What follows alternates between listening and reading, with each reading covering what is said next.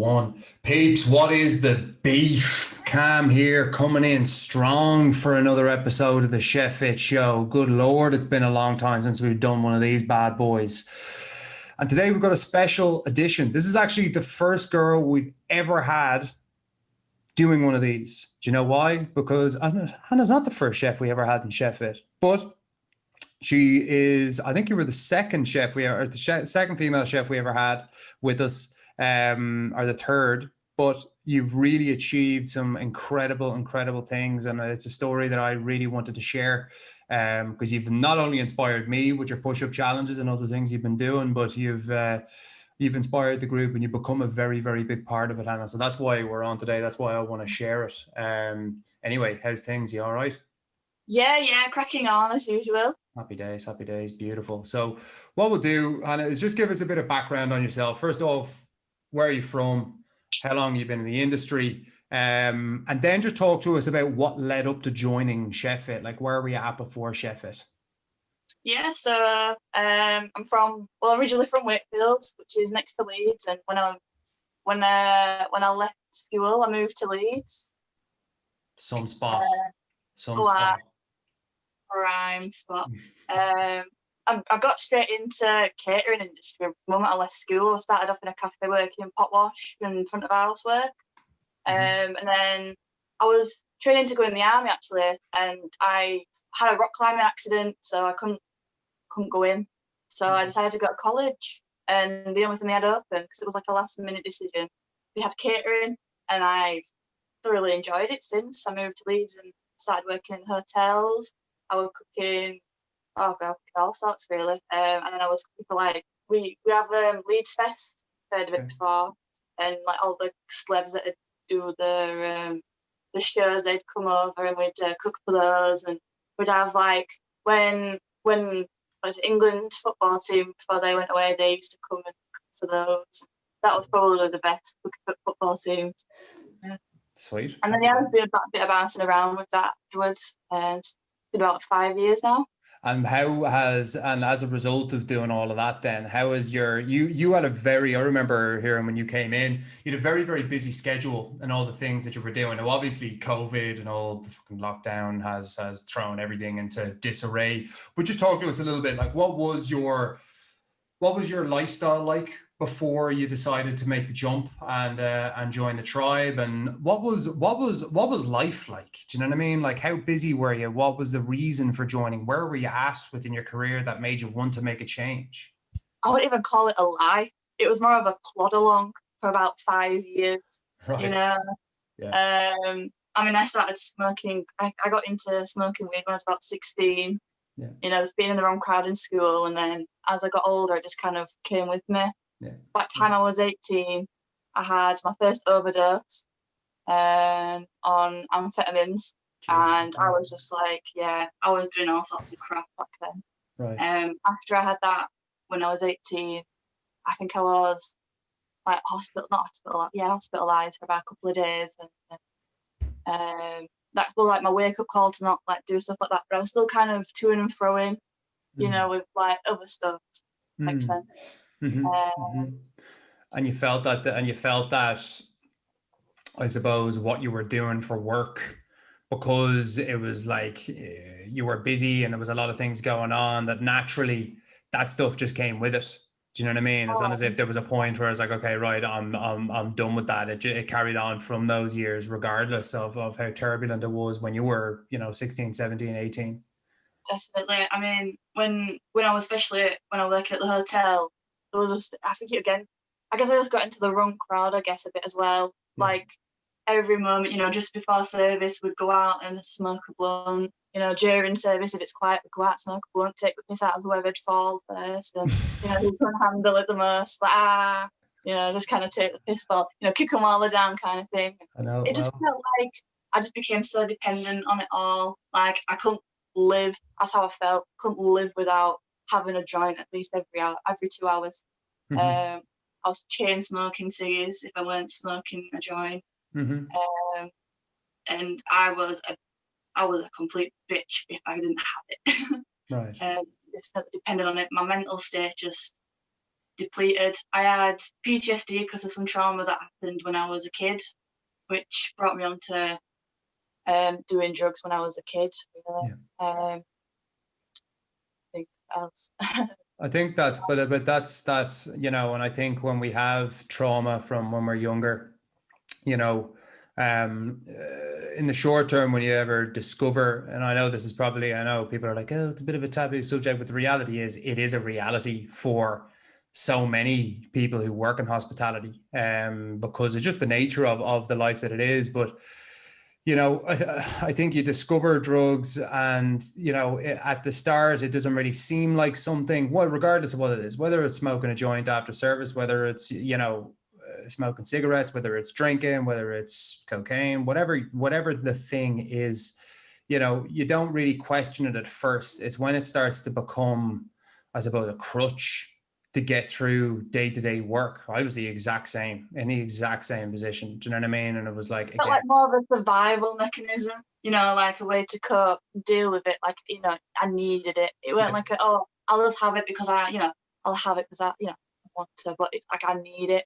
And it was really hard to get myself off it and, you know, come to that conclusion. Because, like, I don't know, with some people it's different, isn't it? But like, I wanted to stop smoking weed for a year before I actually stopped smoking.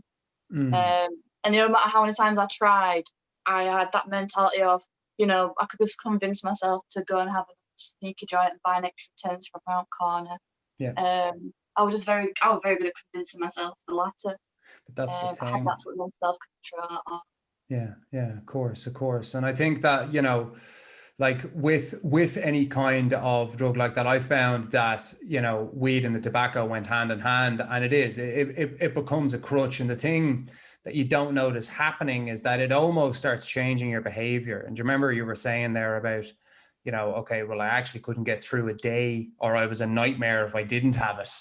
And it's like, you don't even notice that happening to yourself. And it's like, fuck, I'm fully addicted to this thing every single day. And that starts to affect behavior. So I suppose fast forward a small bit then, Hannah. So through, I suppose, having a few issues like that and falling into an unhealthy cycle, like where were you at physically, mentally, emotionally, you know, prior to seeing something like Chef Fit? And I suppose, yeah, go ahead. Yeah, so I remember I also think about when I first saw Chef Fit on, because I was on Facebook, and I think it was month 3 into lockdown, and it was just a case of smoking, and it was back when, you know, everything on Facebook was just full of COVID-19 and riots, and, you know, everything was coming to an end, the world was coming, you know, crashing down, and you just couldn't get away from it. On social media. And then I came across Chef Fit, and I first, right, and there is a compliment in what I'm about to say, but I first looked at it and went, fuck off, this is too good to be fucking true, is this? You know what I mean? They're having your money here. Yeah. Because I just thought it's way too good to be true. Yeah. But I'm really glad that I did make that decision. Fair play to you. But my mentality beforehand, you know, just before I was like quite suicidal, to be honest. You know, I was close to jumping off a bridge every time I finished work or during work.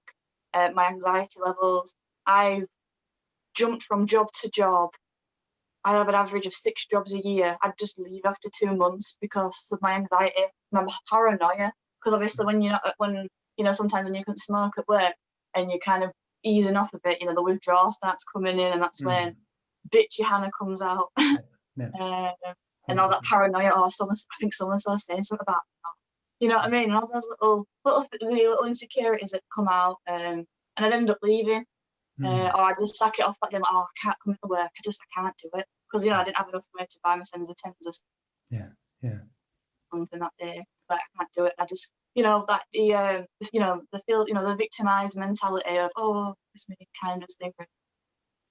You know, I haven't got a joint to smoke, so I'm just going to lay in bed and slow call the day until I get paid next week or something. Yeah. It got really bad, and I realised, you know, halfway through lockdown, I needed to change. I mean, I got so weak. I think I barely ate as well. I mean, I was so underweight. I was weak. I mean, I couldn't even pick a frying pan. It got so bad at where I literally couldn't work. I was so bad.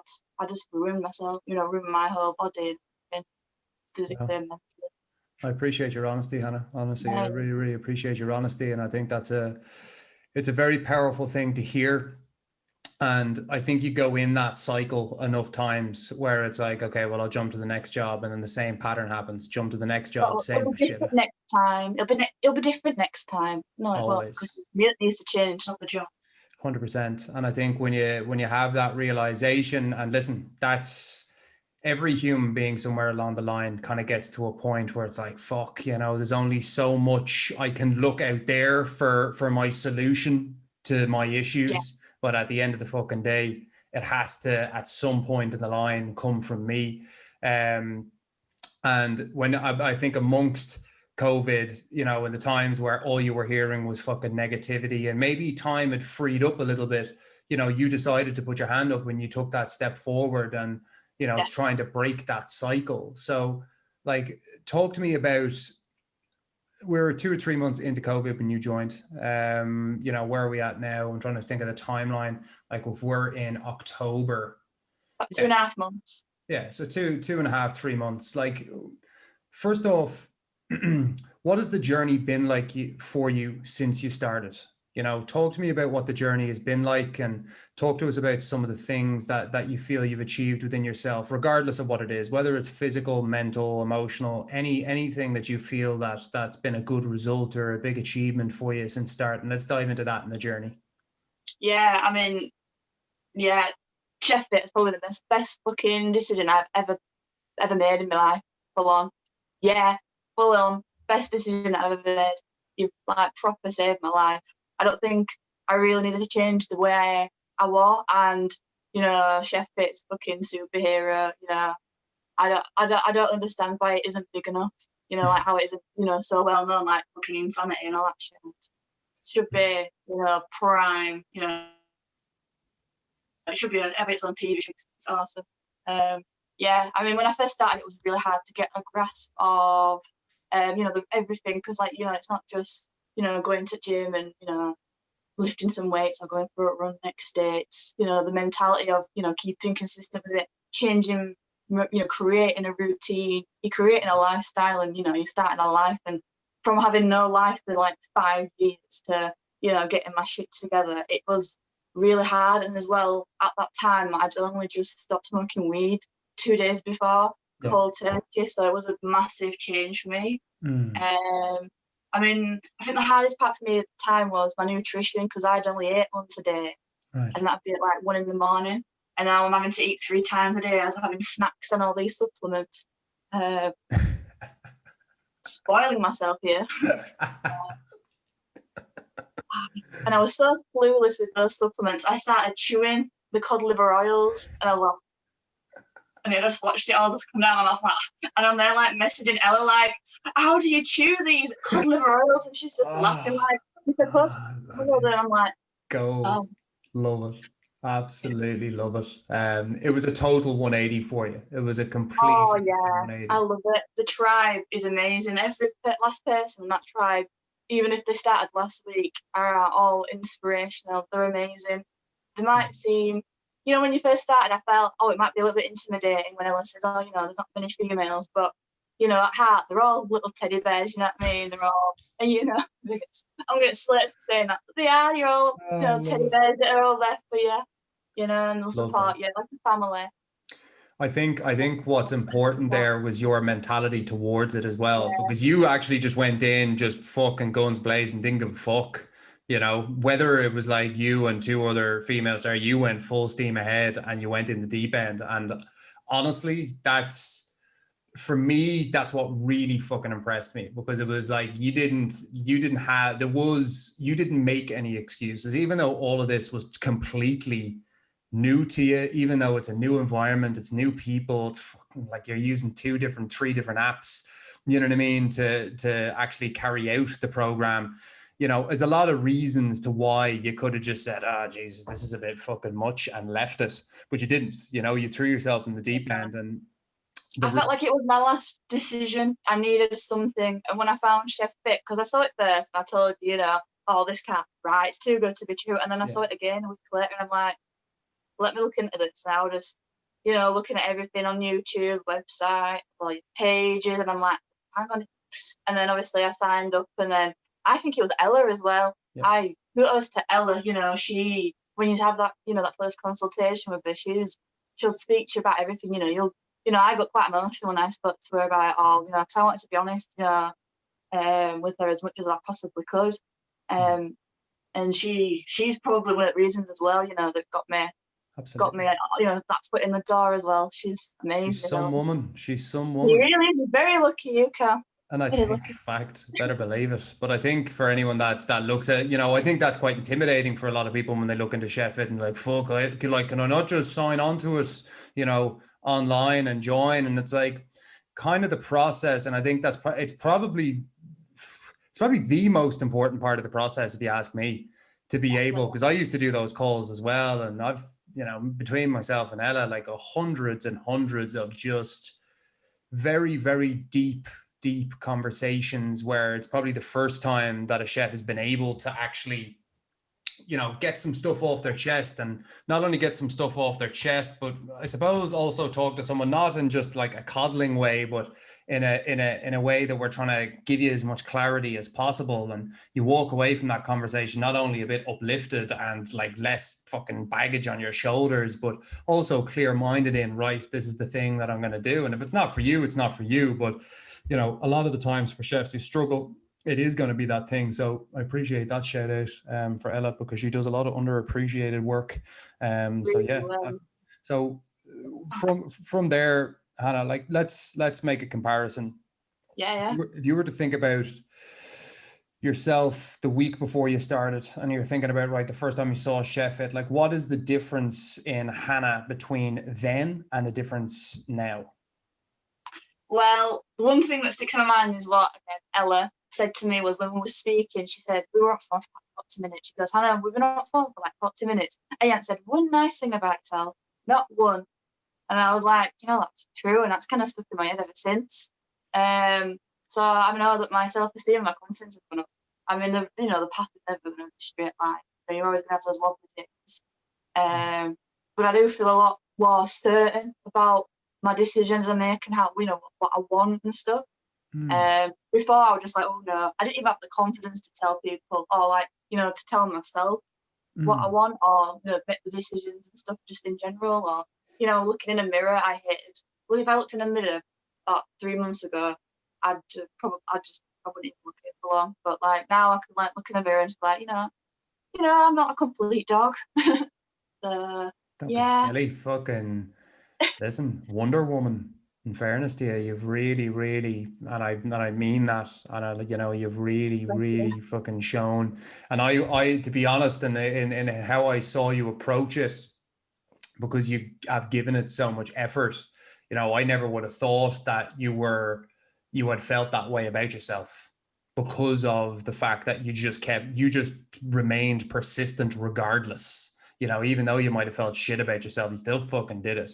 And, that certainty in yourself to kind of go, do you know what? I actually am doing this thing. I know why I'm doing it. I know what I want and I know what I don't want, and that's a very empowering thing. And I don't think a lot of people don't have that inside them. And I think your lifestyle is a great way of bringing that out of yourself, of getting that certainty, getting that self-esteem and getting that confidence. So yeah, for sure. What else do you feel has changed? Well, I mean, let me think. I've become more certain about what I want to do with my future. Like beforehand, I was kind of just going through the flow. I didn't really have a future. I didn't really want to plan a future. I'm just like, okay, there's no point. Who gives a shit? All that bull crap.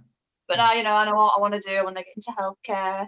I want to hopefully open my own business at some point, later on in the future. Right. Love it. Happy days. And I want to start. I've got all these plans that I want to do. I want to start doing some fundraising for the Three Peaks next year. For all that lot, I want to go on a solo road trip next year as well. I'm literally just doing my theory test next month, so I'm cracking on with it all. I won't go now. Before I was just sat there. I set myself up a challenge, but as soon as it got hard, I just be like, okay, that's fine.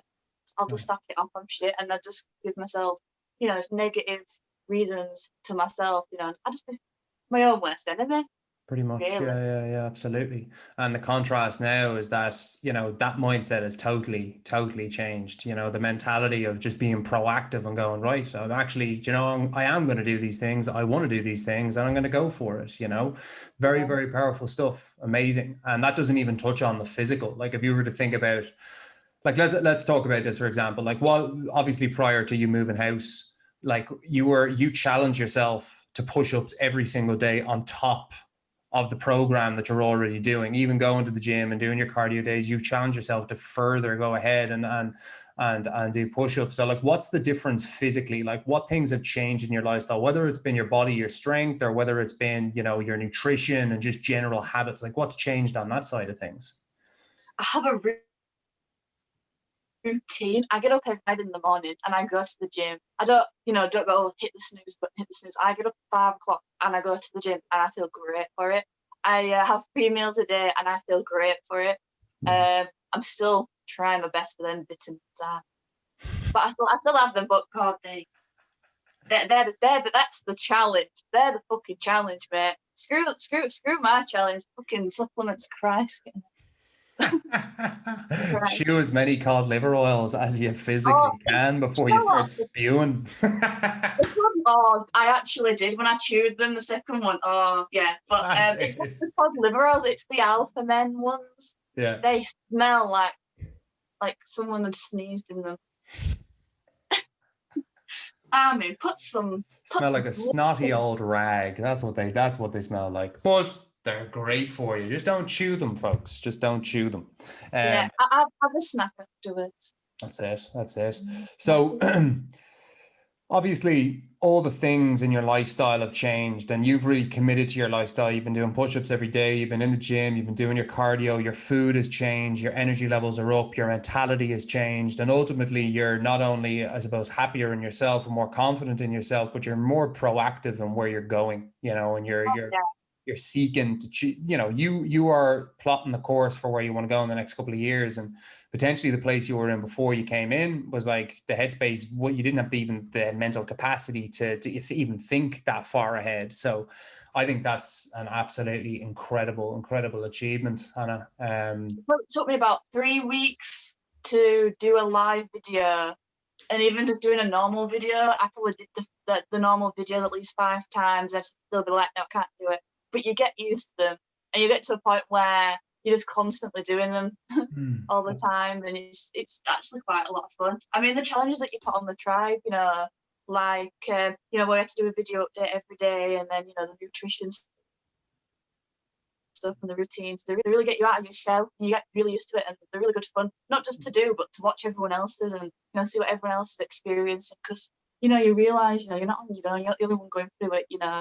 I mean, people might be at other end of the world like Ben, but they still, we're all trying to reach a certain goal that's quite similar. We just want to better ourselves, and 100%. And it's just great to have that, that family there to do it with. The tribe aspect is absolutely massive, and we'll talk about that in a second. And touching on like the weekly challenge thing, we'll always do on a Sunday, for anyone listening, is that we'll always do a Sunday challenge. So for the week that's coming, and whether it be like some weeks, last week was like opening up about the funniest story that you had in work.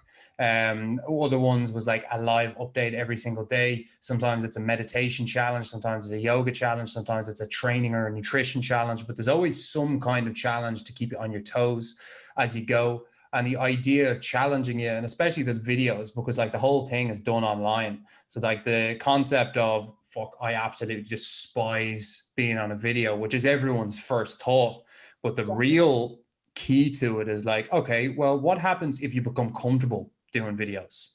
Like, what's that result? And ultimately what that means is not only you communicating with each other and it's a bit of crack, but it's also like, well, I've actually overcome this massive obstacle. I never thought I'd be doing live videos. Now I'm fucking doing them multiple times a week. Like, what's that about? That's a big breakthrough for a lot of chefs. And I think for you, especially at the start, Hannah, and there's that reluctancy, and it's like, no, okay, just stay persistent, it'll come. And it did, and here we are. So thinking about that for a second, last 2 things I want to touch on.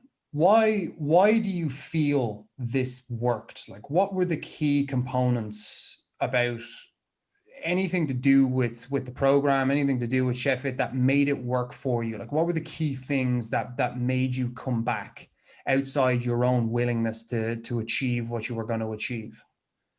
I think it's because obviously you're not doing it on your own. You've got other people with, and especially when, you know, the first week when we're doing the introductory, you get your own little group you're in with on the WhatsApp group. You kind of all in together, aren't you? And people are just there, you know, giving you a bit of a push if you need it, you know. And you've got your lieutenants that keep you accountable. And it's just, you know, I remember when I was kind of slipping a bit on my running, and Gordo was just like, you know, dropped a text on Monday or Tuesday. Hi, Hannah, how's it going? What's the crack this week? You know, I was last week. And I'm like, oh, I'm not really feeling the run. It's like, just go for your run. And I did. And I felt so much better for it, you know. You don't get judged. There's no judgment on it or anything. And I mean, that little bit of pressure, you know, you're always saying pressure makes diamonds, and I always keep you saying it. But it's true. Having that little bit of pressure, not obviously, because, you know, I mean, it's just that little bit of care as well, you know, knowing that you're not on your own.